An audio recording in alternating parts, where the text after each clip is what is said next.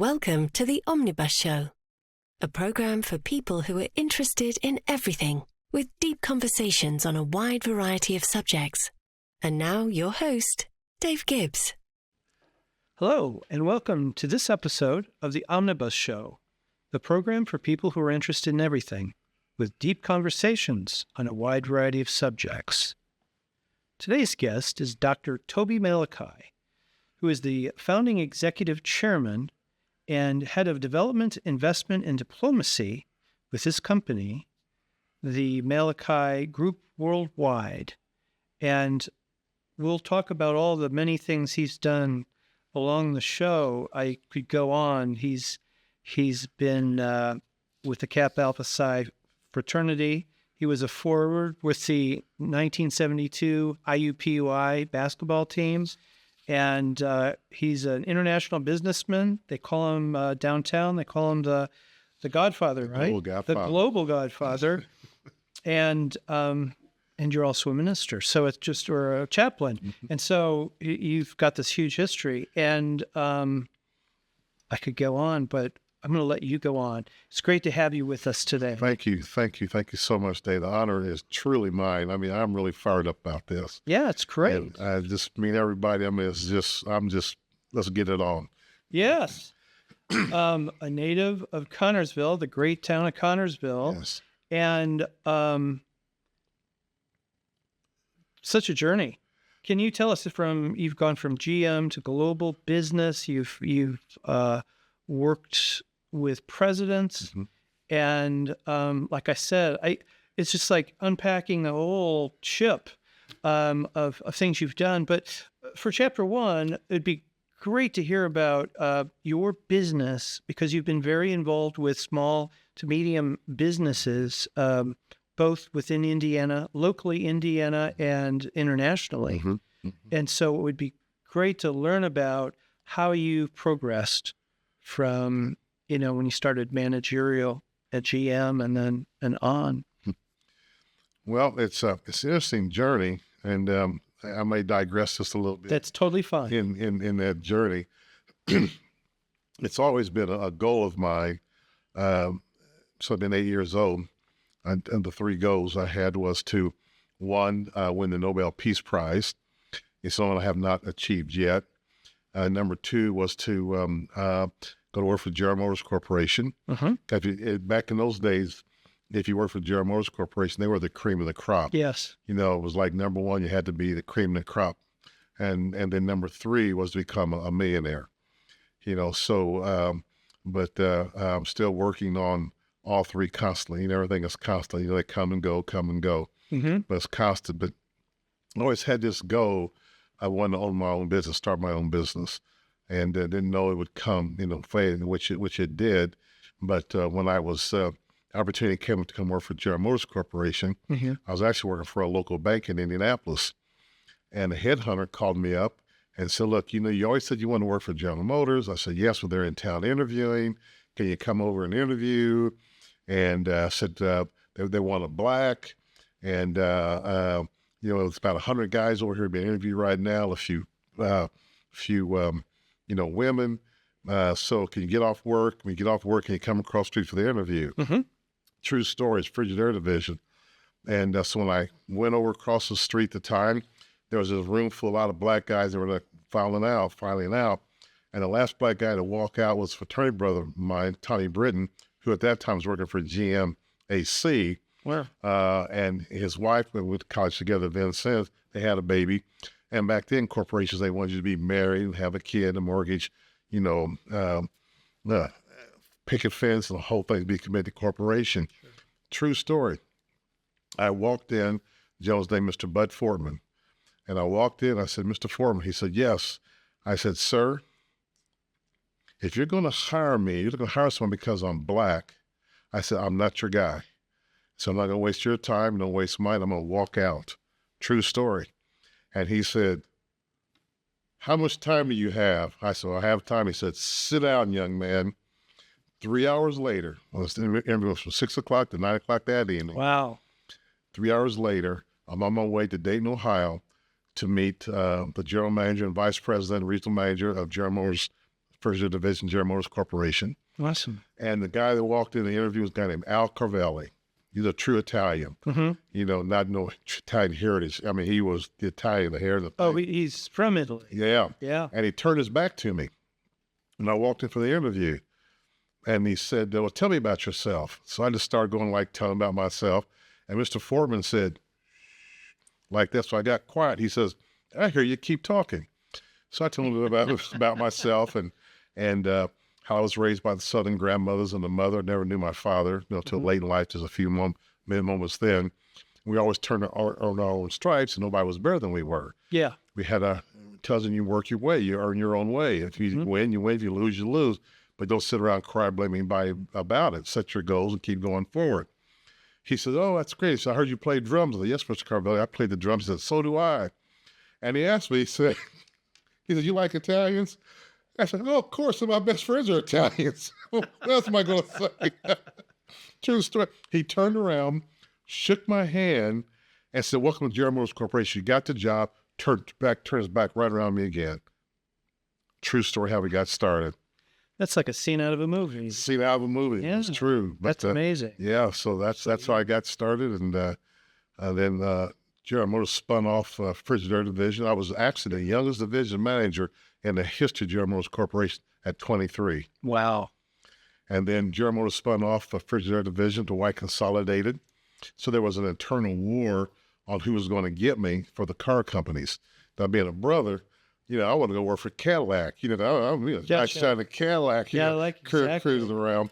And of course, Cadillac wanted me, Chevrolet Motor Division wanted me, and then Buick and Oldsmobile. And I got talked into to go to Chevrolet Motor Division. So we're the cream of the crop. We're the best. Only the best comes to Chevrolet Motor Division.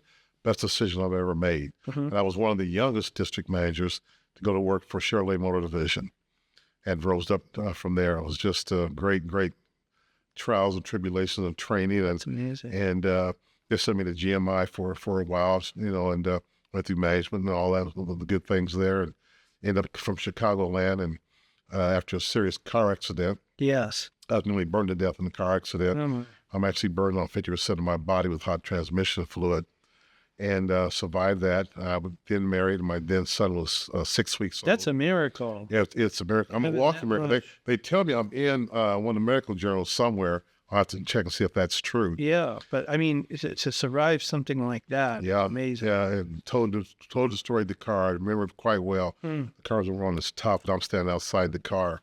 So I've lost that time, I shrunk a little bit. I was 6'2", and I was about 242 bench pressing 355, so I was a big boy. You were big. And how I got through that side window, stand up in the car on top on its roof, it's a miracle from God. Yeah.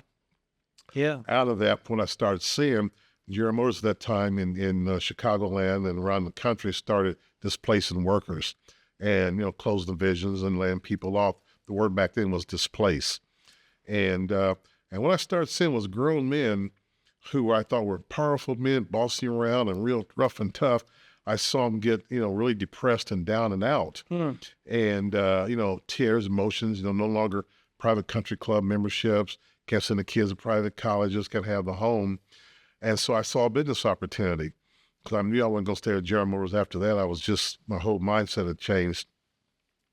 I said, I'm going to go into the motivational speaking and training business. And I carved out, that business.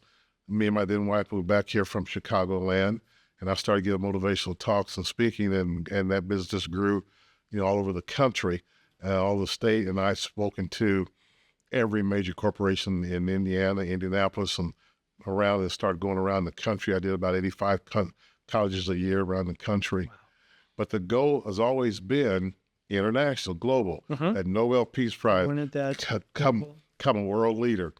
And in 1989, after being on the board of the Indiana Chamber of Commerce, I became the first Black vice chairman, then the first Black chairman of the Indiana Small Business Council. At that time, it was about 6,000 businesses.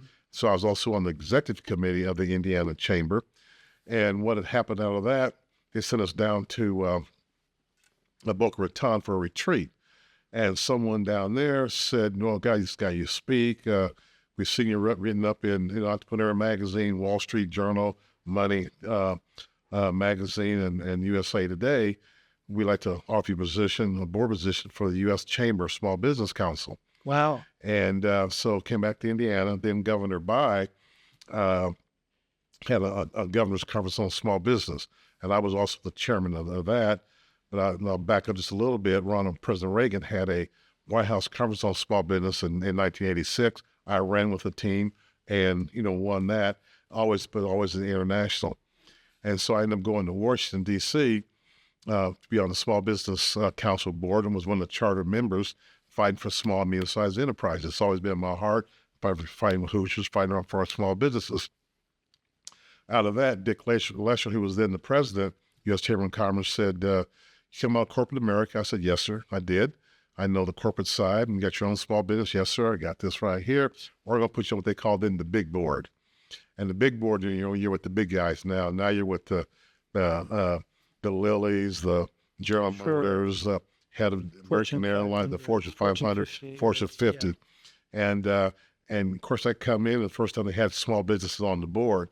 But I could talk the language because I knew General Motors Corporation. Sure. And I knew the small business side. That's great. So we got in, and out of that, put on the International Policy Committee at that time. And I was there for 13 years. Mm-hmm. And the chamber got me involved in like everything this country had to offer because of my speaking abilities and knowing both sides of the equation. So I'm blessed to do things for our country through WTO. I was a delegate. The APEC, Asia Pacific Economic Corporation, World Economic Forum, I was a delegate twice. The ASEAN Council, TTAC, which is China, represented us through USTR. TABD, the Transatlantic Business Dialogue, which was the U.S. businesses and business leaders versus European business leaders around. And so we'd meet and we exchange companies, for example, countries. We'd be in the United States, and we'd go to Berlin, Germany. In the United States, we go to Sweden, back in the United States, and then so on. So Chicago, back in the United States. And one of the things that happened at the WTO, World Trade Organization, 1999, was the battle in Seattle. And that's when there was a big battle with the turtles. They did not want trade in America. But this group that started actually followed us. The Transatlantic Business Dialogue followed us to Berlin, Germany. So we were actually picketed in Berlin, Germany. Well, I think I remember hearing that was, yeah. You got tailed. You got tailed, and I was one of two blacks, a part of that, but I was the only one that would head up an issue group for SME, small and medium-sized enterprise, so I was targeted. As gotcha. you say. So, man, you're the guy. Yeah. So, we want to, what have you. And so we negotiated and we did well. We had a great team, great group of people. So we're leaving that meeting and we're going to go to a big state dinner. And if you ever want to do something, I've been to White House state luncheons. A foreign country, a state dinner is huge of all of Europe. I mean, banquet. Oh, man, it's, and like, so. Walking in, one of Germany's secret police on the door, like our Secret Service, he said, "We like you. So we hear you negotiated fairly with the German people." Think much about it? He said that to you? Yeah. Wow, that was huge. That's huge. So I had to report that to then the Secretary, Bill Daley, because when you have those kind of communications, it's official business, White House business. Sure. So you got to report that.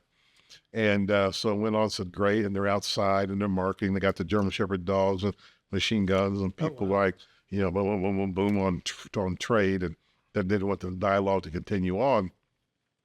And so as a consequence, we had that big dinner that night, and so they take me to my table, and the table was such an honor. I didn't know I was like the next table to Chancellor Smith that time. Wow. So they were taking me to the table, and the people went ahead of the escort, and Chancellor Smith stood up and through an interpreter said, "We hear you negotiate fairly with the German people around Europe. I wanted to meet you, congratulate you, and thank you."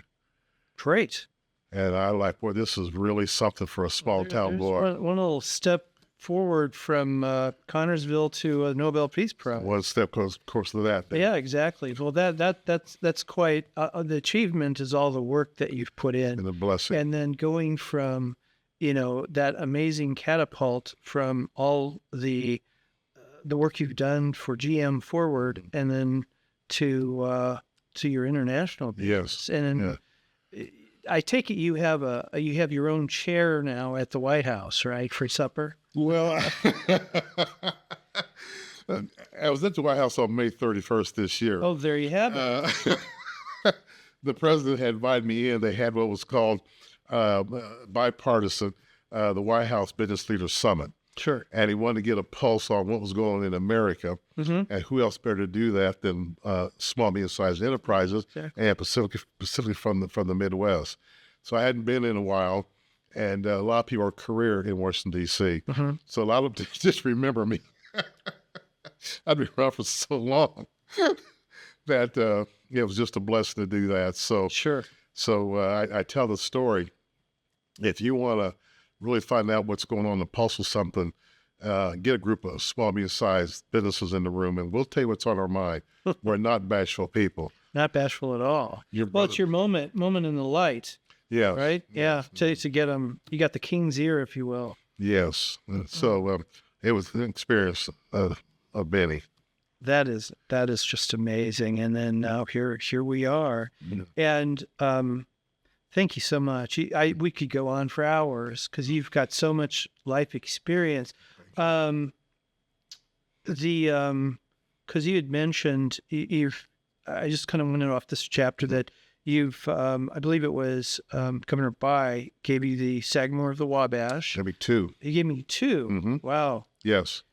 Then you really helped business. Yeah. He gave you 2. That's Got great. two. Yes, I did. Yeah. Congratulations Thank you. on that. And you had also received, you've received so many different awards, but locally also with the Indianapolis Recorder and the Indiana Minority Business Magazine, you received the Dr. Martin Luther King Jr. Freedom Award, Yes. which is very dear to you. Yeah, it's very dear. If I could tell the story a little bit, I'm making a little trouble right now. No, go ahead. But Go ahead. we've been in business I've been in business over 42 years. Yes, you have. But that time was 40 years. And when you know you've made it, Yes. I've got awards from the United Nations, from all over. When you know you made it, is when your own people, your Black people recognize you. Well, awesome. And then when they recognized me on January 13th, 2023, Yeah. I knew I had made it. I knew that I was really top flight then when the Black businesses organizations recognized me. True story. So that's the thing that we got to do better as a race. We got to do much better at recognizing each other. And there's some that's continuing to do that more and more and more.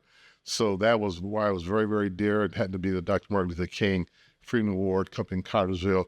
I was exposed to growing up some things that friends that we fought for, to sit at a counter and eat, and swim in the local swimming pool, and be able to go to the movie theater and sit up front, not in the back, and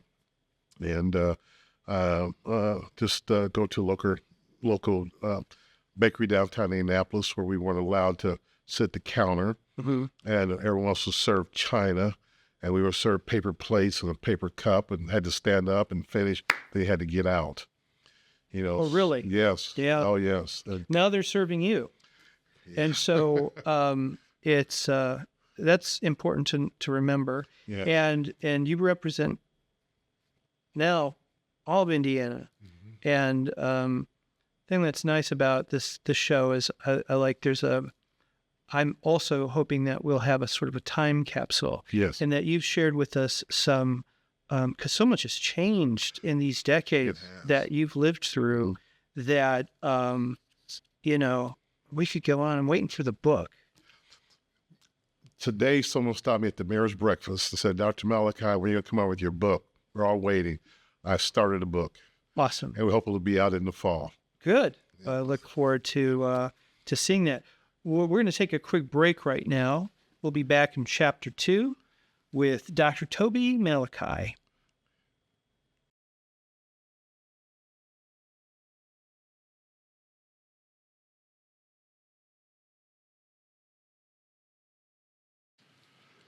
Well, welcome back to Chapter 2 with Dr. Toby Malichi. And what we'd like to talk about in Chapter 2 is you were talking about your international business, 2 parts. The first part being, you've been with Indiana District Export Council. That's a mouthful for me. That's a mouthful, period. Yeah. But I'd like to learn from you about, how Indiana's doing.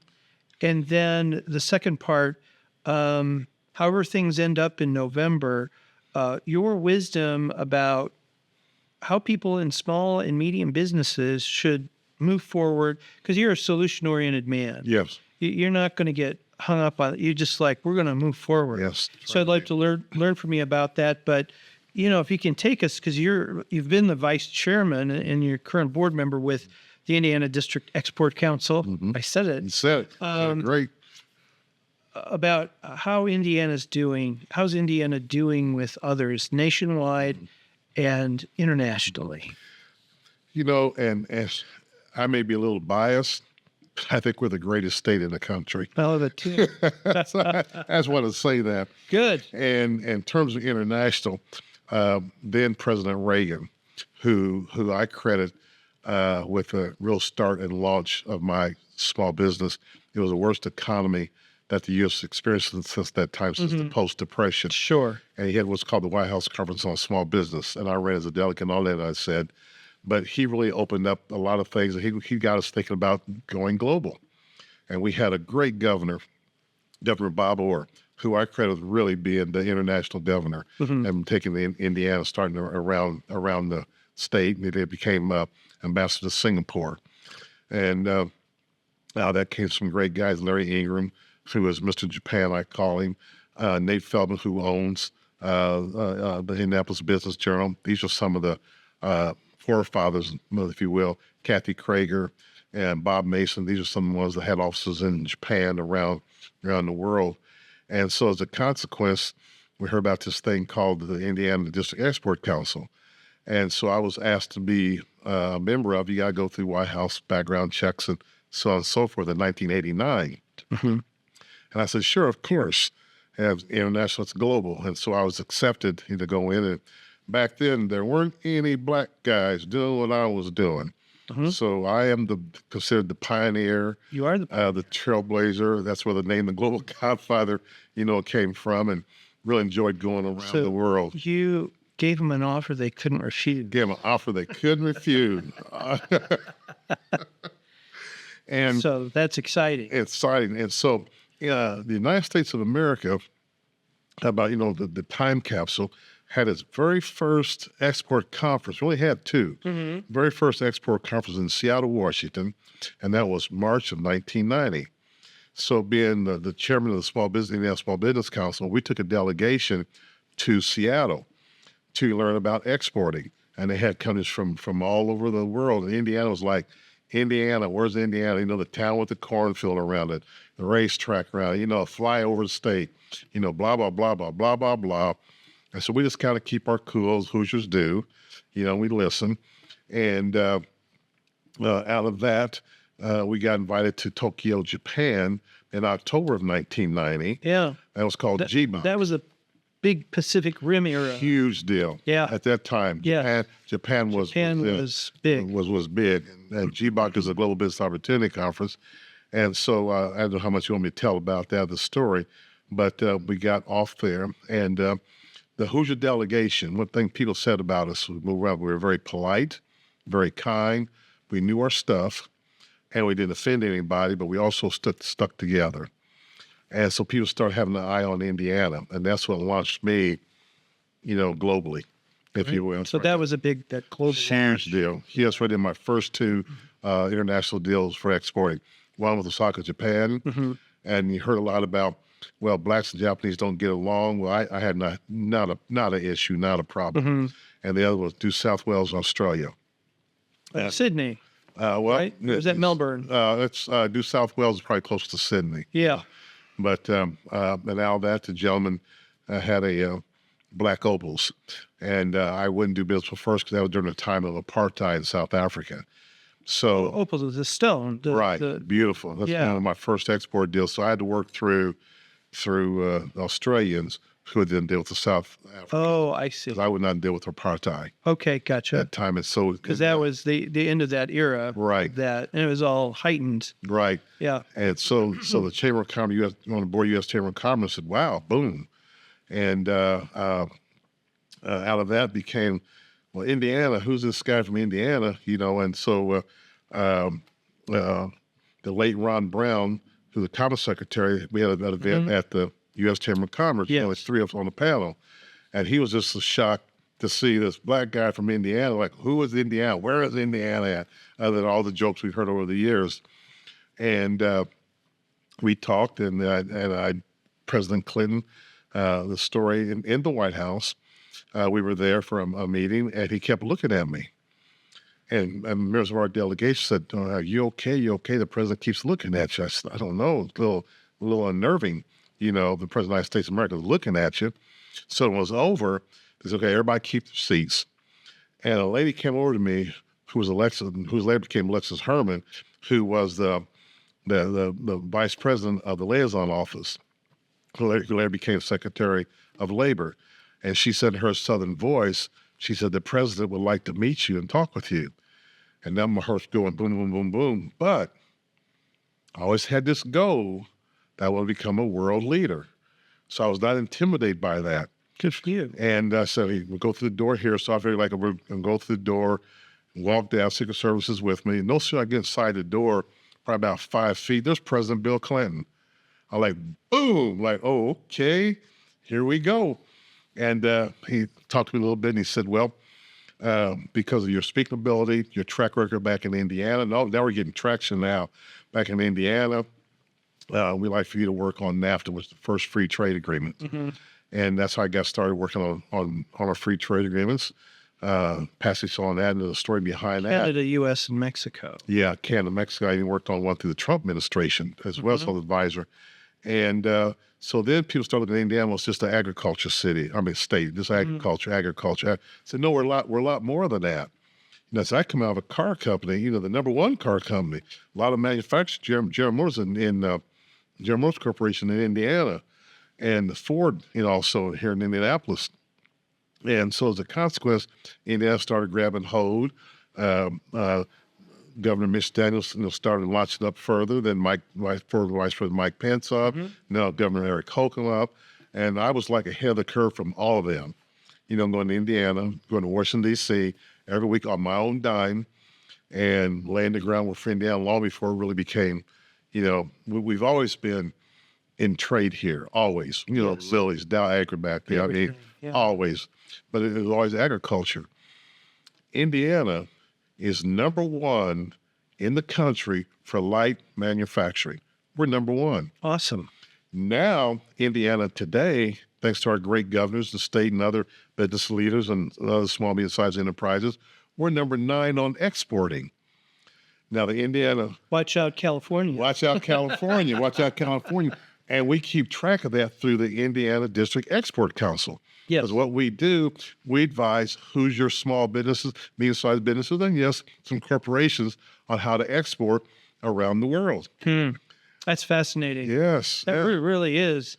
And what that kind of leads to is my next area of interest of questions for you is about, as I said, coming up, we don't know what's going to happen in November, but your wisdom advice for those who are in business, who are involved in commerce locally, nationally, and internationally, because as I've said, it's basically what you have is a national versus a kind of a global conflict. That's really what all of these conflicts are about. Yes. But the thing is, whether it's going to be global oriented or nationally or in sovereignty, there still needs to be involvement both ways, where you're taking care of home, but there's also, because business is global. Stuff's made here, it's put together here, and it's all over the place. What are your insights and what do you observe? What's your vision? And what would be some wisdom for the business folks, and from anywhere, not just central Indiana, but globally. But we'd like to think of our Indiana folks, but everybody, on what would be a good path on the business. And we're talking about like this year, because there have been tough things with inflation. Yeah, there has, and probably will be for a spell longer. A lot of people didn't know what international trade was, to be honest with you. We say, I'm in trade. They go like, are you a plumber? Are you a carpenter? I said, no. And I credit President Trump, being a businessman. He got the world thinking about trade during the COVID time. And of course, China, we'll talk a little bit more, about that. So I credit President Trump for at least getting America to at least think about trade, because no one else at that time, we did it. President George Bush. And this is by the way, this is my 7th consecutive White House administration I'm an advisor to. And so, congratulations! Thank you. That's huge. I mean, that's huge. Yeah. I don't think I've ever met anybody who's had that. And like I said, you've got to have a chair with your name on it over there at the White House. Well, it's not electric, I'll take that. But actually, I started under Daddy Bush, George Herbert Walker, and then all the way up. I credit Bill Clinton for getting us in trade and free trade agreements. But I credit more so than anybody, President Trump about getting countries about trade. Now there's some backlash from that because of context of time, and I feel he got some bad advice. President Trump did. Would this be per tariff? Tariffs, yeah. The president was absolutely right. Our tariffs were too high. Absolutely right on that. But, but the context of time we're negotiating these free trade agreements, it's a learning process all the way up. Sure, it is. So it was easy to pick on that. But he had a couple of people, in my view, around him that were selfish and gave some bad advice. And the tariffs became higher. Incidentally, phase 1 is still open. We've not gotten to phase 2. So in the process, American people are thinking, wow, trade's a real bad thing. If you're a globalist, it's a real bad thing, and because of what it's transpired from that, not knowing how important trade is to the United States of America and to the business and commerce. So you hear words like offshoring, nearshoring, or protectionism, and some are concerned about we can go back to all of those. And my old corporation, for example, became concerned. They built a lot of cars in China, so General Motors started buying warehouses, I understand it, on the eastern seaboard, just in case that, they got cut off. As a backup, as a plan B. As plan B. Gotcha. Gotcha. But people ask me all the time, well, why is trade so important? Well, free trade is for small business, medium-sized enterprises, 95%, 96% of our customers are outside the borders of the United States of America. Wow. 96%. 87% of the purchasing power for we small, medium-sized enterprises and corporations are on the outside the borders of the United States of America. The impact was driving prices up or duties on products coming into the country and the tariffs. As a consequence, America got hit hard with the shipping back up in Long Beach, California. Oh yeah, when all the ships out there, and people started and they had to go around to Florida. Exactly. Yep. And start feeling that pinch a little bit. That's where that was a pinch. Well, open borders. This is an impact on it, and the other thing is they saw a little bit of it just a few months ago in Baltimore when the captain ran the shit in the bridge and stopped. The bridge fell in, and but what I tell Americans is this. Whether they like it or not, China is a necessary evil. And I do believe in all my heart of hearts, they will never beat the United States of America. I believe that in my heart of hearts. I'm around these men and women kept in the industries, and we're a tough group, and we're tough resolve. We're pretty damn smart, if I can say that. So we're going to fight not to let that happen. But China imports into this country, we'll start making things back in America again.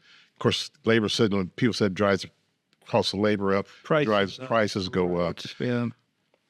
But right now, our trade deficit with China is over $1 billion a day. The pinch, That is more than a pinch, hit the average American real hard. If China stopped exporting goods into America for 1 week, for 2 weeks, they would then see how important trade is and what it does to our commerce. Yeah. We don't want them to do that. Yeah. But if we did for 2 weeks, 2 weeks, that's $14 billion, over $14 billion. I know it's 1.23 like they coming in. Then they would really see how much we're dependent on it. They also see how much our American companies then export around the world. Like I said, Yes. Indiana, we're number 9. So that would hurt us. That hurt us bad. Hurt us bad. So that's why you have to take in the whole picture of, you know what I'm saying? Right. That the whole thing with, you've got a globalist crowd right. that have an agenda, and you have the national crowd, people who want to take care of the sovereign, take right care of here, your home. And I understand you gotta deal with both. You have to, and there is I will say this, there is a new global order that's coming. There is a new global order that's coming, and we're all kind of anxiously waiting to see how that's going to play out. Things switch around. But we have to participate in the global marketplace in order to be competitive. We've fallen behind America as a country, and so we have to not let that happen too much. China is going around buying up the world through their called Belt and Road. Right. And you probably asked me in my trade business where some of the places we are.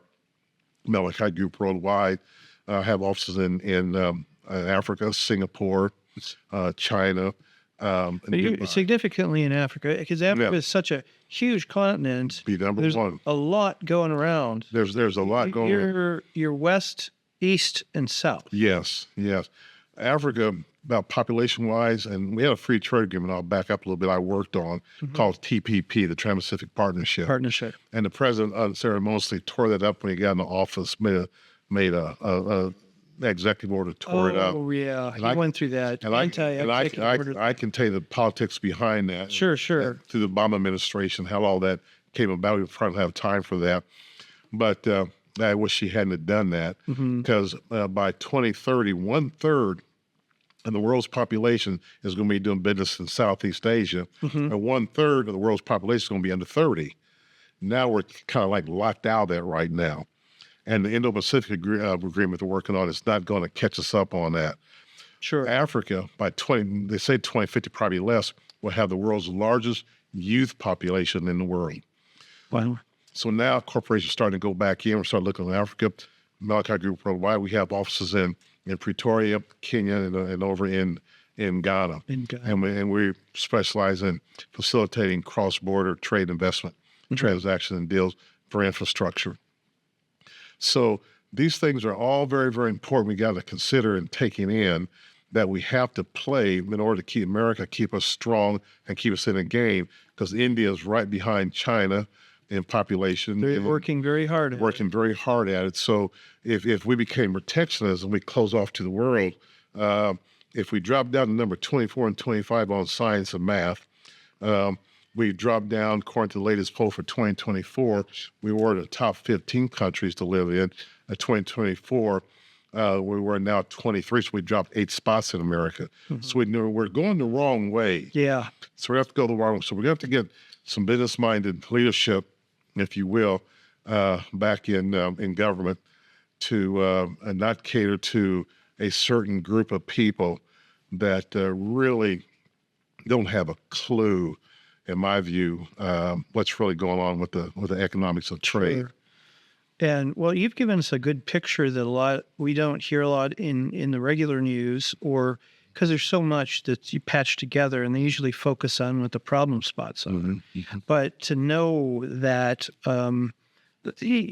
just the whole terrain of what is in the future, that's very helpful. And thank you for letting us know about that. Because I think that's significant.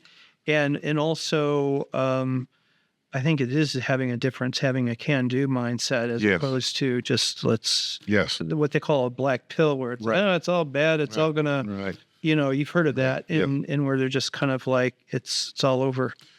I also own and operate the Global Chamber in Indianapolis and Indiana. We're in 195 countries, Wow. 6 continents, over 525 regional markets. You heard a lot about AI, artificial intelligence. Yes. Now, that's changed the whole dynamics of how we're going to live, do business. They're predicting by 2030 that 54% of the jobs America have now, white-collar jobs, will be eliminated through AI. The Global Chamber in Indianapolis and Indiana, our headquarters, national headquarters, founded in Phoenix, Arizona. We already have an AI networking platform for our small, medium-sized enterprises due to COVID. Yes. So when you're home sleeping, now your products can be exported around the world, and we now have the platform where you can meet people around the world and still stay right here in Indianapolis, Indiana, and we'll do the due diligence on it, which is the best part: due diligence, to know who you're doing business with. And this way you can get paid faster. We have mechanisms where they get paid faster. And I tell people why trade is important. It's so important in many, many things, but these men and women who own these businesses, they have families. They have mortgages, they have rent. They want to send their kids to the best of school, get the best education. They want to take a vacation someplace around the world. So small businesses, we are the driving force of America. Now, I don't know who the new governor is going to be in Indiana. I've been in a couple meetings with Senator Mike Braun, but one thing I could tell you, he's going to operate the state, should he win, as like an entrepreneur, like a business, a successful business. And so I think that's going to be great for small business, especially in Indiana. We have a major global conference coming to Indiana next year for small, medium-sized enterprises. So we're on the rise. You're just great thing. I don't want to be anyplace else. Yeah. But this is where to be at. This is a great place to be. Well, thank you so much. And I really appreciate the insight you've given us. And, your wonderful story, which is just really incredible. It's just huge. I am looking forward to that book. In fact, let us know when it's released and we'll put it in the notes. Maybe I'd be so honored. I'd be so honored. Well, I'm looking forward to it because that's quite a story. Well, there's a lot more that goes into it. And I have another personal story I'd like to tell, maybe not now. If you have time, I'd tell it now. But would you like to hear it? Or Please do. Play on. My late mother raised 5 kids by herself, Carsville, Indiana. I used to go with her to scrub people's floors, to help iron their clothes, wash their toilets. That's the way she had to make money. My mother's a proud woman, and that's where I got it from. She said, nobody gives you anything. You earn it. You earn your stripes. That's where I got it from. My grandmother's the same way. And she was in my office in Indianapolis, Indiana. I was the first Black to move in the AUL building downtown, One America. First time she come to Indianapolis, she come to the office, she saw my plaques on the wall, covered all the way out, and I'm just going, type of buttons popping. And she said something. She said, one day, one of my boys is going to go to the White House. And it's 1987. She said, one of my boys is going to go to the White House. When he does, he's going to know how to speak the King's English language, and his shoes are going to be shine. My mother would not go out there if any man with shoes weren't shine, because we all be. That's a mom. That's a mom. And she was the good old fashioned. Good old fashioned. Who's your mom? I did not know in her heart of hearts I was that boy. She was dying of cancer. Oh my! And I was in Washington, in the White House, for signing the NAFTA Accord, and Larry Alexander, who was a great basketball star in Carsville, called her up. Her nickname was Beaner. Said, Beaner, you have a TV on in your hospital room. She said, yes, sir. Turn on CNN, turn on CNN. She said, Toby's on there, turn on CNN, turn on CNN. So she had the nurse come in and turn on CNN, and it was like the NAFTA Accord. I get a little emotional about it. Please do. And this time in the court, there were only 3 Black people, men in that room, besides another sister from AT&T. There was late Ron Brown, myself, and Secretary Espy of Agriculture. And when she turned on the TV set, now that she see her oldest boy, her first son, the first grandson, with 1 president of the United States of America, she saw me with 4. Wow.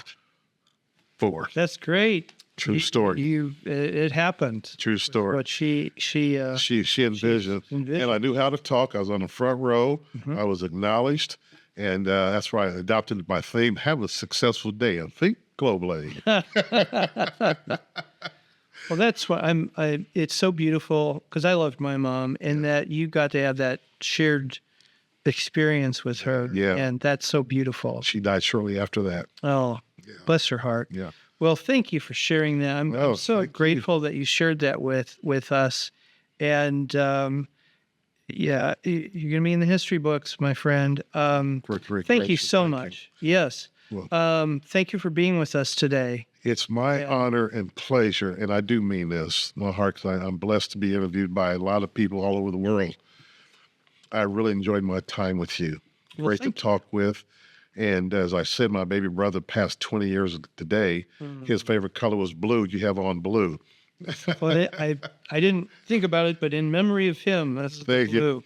You. And you're just great. That's just a great program. And I'm very honored to do this. And you're going to go global. You're going to be in 195 countries, 6 continents, and 525 regional markets. Awesome. If you have a successful day, and from the Global Godfather, think globally. Globally. Will do. Well, thank you so much. Thank you. Thanks for having me on. You're an awesome Hoosier. Oh, I love my state. Well, it's good to have you here, Toby. Dr. Toby Malichi was our guest today on the Omnibus Show, and some great stories and a lot of great insight. Thank you so much. Oh, thank you. We'd like to thank our sponsor, Hotel Carmichael. We are recording today in Feinstein's, and we look forward to being with you on our next episode of The Omnibus Show. If you enjoyed this program, please like, share, and subscribe to continue the conversation. For the Omnibus Show newsletter, please sign up at theomnibusshow.com.